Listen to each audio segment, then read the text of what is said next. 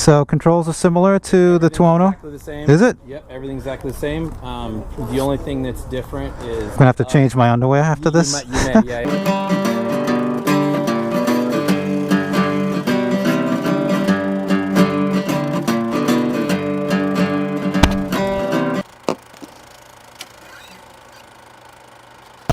Better be alert. I might just throw a random fry in the middle. Oh, who's faster? That was good. RSV4 factory. Oh yeah. Just took that out. Now we're doing the big boy. Power is very much, so just be careful. Okay. Be aware of that, you know what I mean? Yeah, yeah. Especially as you get above 6,000 RPM. 12,000, there's 1,200 horsepower right here. Yeah, yeah. I mean, we're talking F1 cars, so Yeah. let's just try not to kill anybody.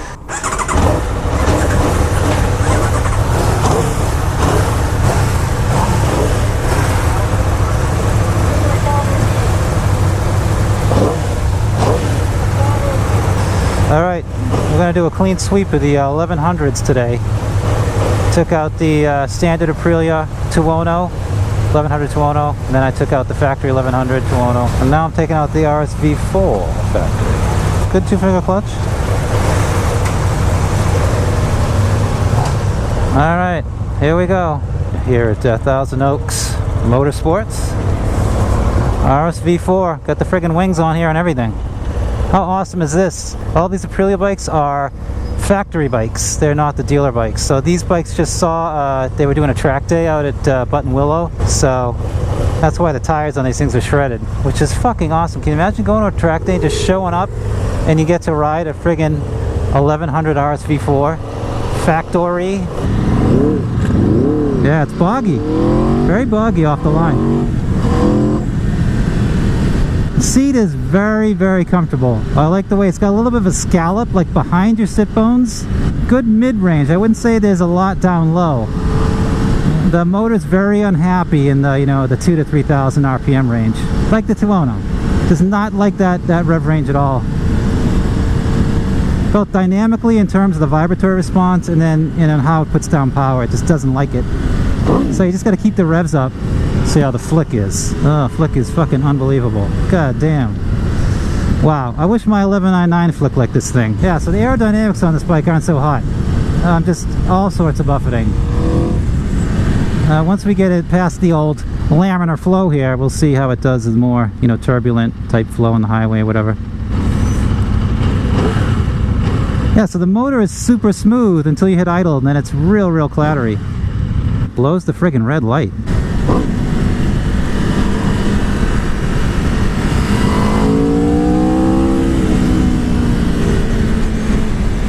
Great power.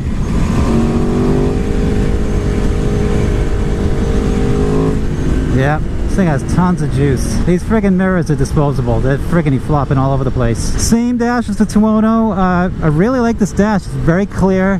You don't get any glare from the sun like you do with my the TFT on my Ducati. But like I was saying before, Ducati set the trend with the 1199 Panigale with this hockey stick type tack, and so it took a couple of revisions for all the other motorcycle companies to jump on board, and as soon as they did, Ducati switches to an analog style digital dashboard, with the dial gauge.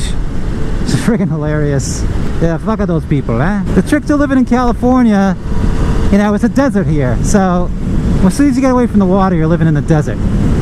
As I was saying before, William Mulholland brought water to LA, but you're living in the desert. So what I do, sort of a rule of thumb, is you don't drink water after you leave the house. If you're gonna go for a day-long ride, get a fucking gallon jug of water and drink like half of it. If you leave in the morning by like 10 or 11 o'clock, all that water has been sweated out of your system. So you gotta load up on the water.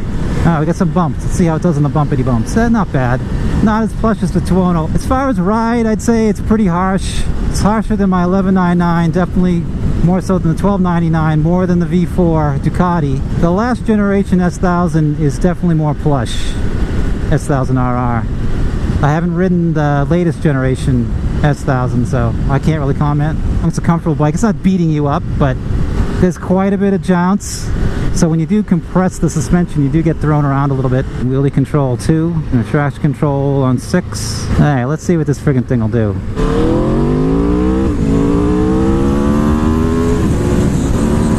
Yeah, this thing's pretty damn fast.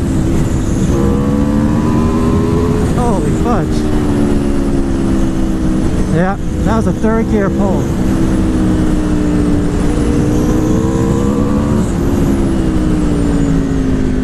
Ah, friggin' style limit brakes work. Nice blipper.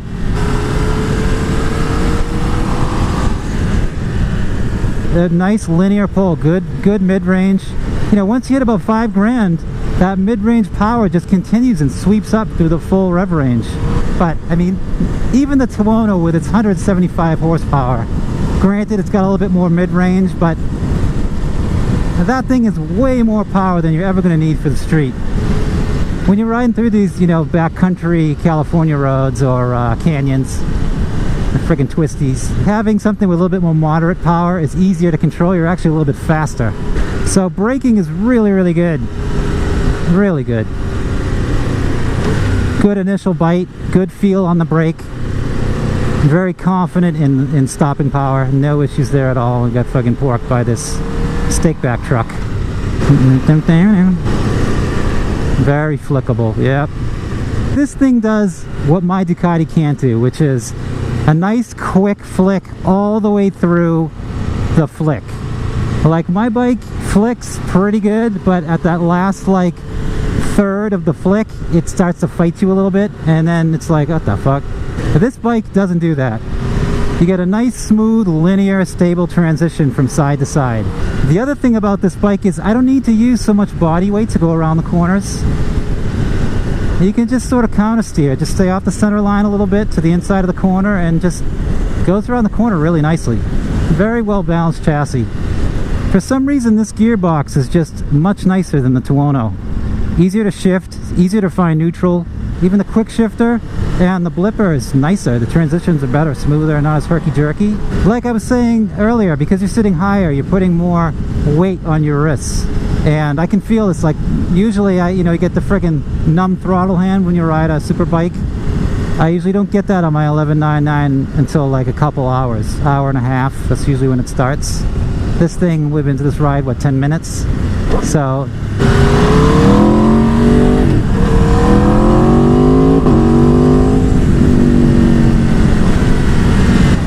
in terms of engine noise, I think everyone can appreciate how good this thing sounds. I think the only bike that may sound better, while subjective, I think is the Yamaha's R1.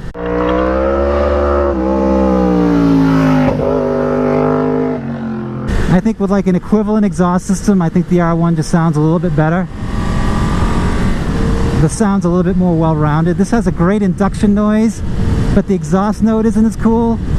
Whereas I think the R1 has both ends of the spectrum. But I mean, this thing freaking smokes the R1 in terms of power. This thing has tons of juice. But you gotta be above 5 grand to enjoy it. So you just gotta be more mindful of what gear you're in. Keep the revs up a little bit. I mean, I don't know what it is, but you would think that this firmer seat is less comfortable, but this seat doesn't really have any hot spots compared to the Tuono. So yeah, you have a more aggressive riding position, but the seat's a little bit more comfortable. Peg height is a little higher, but again, the Tuono is a pretty aggressive riding position. Your legs are pretty high, so you can get a good lean angle. This has the same rocker type control as the Tuono, so it has a dedicated control set for the traction control. So thumb to go up in traction control, so more intrusion up to 8, and then index finger to bring the traction control down to 1, which is the least intrusive. The other parameters for the electronics package you adjust through this little toggly switch here. It's a little friggin' nipple, which is pretty slick. The suspension's a little bit firmer, so the ride frequency is a little higher than my Ducati. It's progressively sprung, so that first half inch or so is very comfortable, very compliant. It's not till you really hit some deep bumps that you start to feel it. Obviously good shock control. I mean, any of these sport bikes have good shock control. They're like critically damped. They're almost over damped, but very, very comfortable for a sport bike. For a 200 horsepower sport bike, Very, very comfortable. And I think this thing is putting out around 215 at the crank. Wow, God, this thing turns in so easy. I'm oversteering the turn. With my 1199, you got to kind of oversteer the turn and get in there sooner. And this thing just turned in so easy. I was like way, way inside. So yeah, the wind buffeting is kind of crappy. It's hitting the sides of your head, not really the top, but more the side of your head, which is kind of weird. So there's 70. Try top gear. Yeah, nothing in top gear. So same thing as the Tuono. 60 miles an hour in 6th gear, you freaking flog it, and all you get is induction noise and a lot of chatter from the valve train. Yeah, nothing in 70 either. So, like I said, this bike likes revs. Ugh, god damn. In the immortal words of Patrice O'Neill, ugh. Oh, the friggin' sucks. Ugh, yeah, hand is numb. I'm not over gripping, just more weight on the friggin' wrists. Is he gonna stop? He is. Alright, so let's try the old stop down gearbox test. 5, 4, 3, 2, 1. Yep, nice. Perfect score, baby. While we're sitting here, I might as well talk about this bike first, the Tuono 1100. Mechanically, it's a very different motor, even though they share the same displacement. Obviously, chassis is the same. Different wheels, you get a full set of fairings. And this bike's putting down 190 horsepower to the rear wheel versus, 145, 150 of the Tuono 1100. Try to lug this thing below 4 grand, especially below 3 grand, and you get all kinds of horrible, valve train chatter. Also have a very strange low end vibration. A little bit of character. As I was saying with the Tuono, you want to rev through the clutch engagement. You don't want to, touch the clutch and then start building revs. I mean, this is the most elite track weapon that you can buy, with plates on it. Maybe the new S1000RR competes with it. It's, a much more modern, obviously modern design. This thing dates back to, I think, 2009. So, it's a fairly old design, but it's still an amazing bike.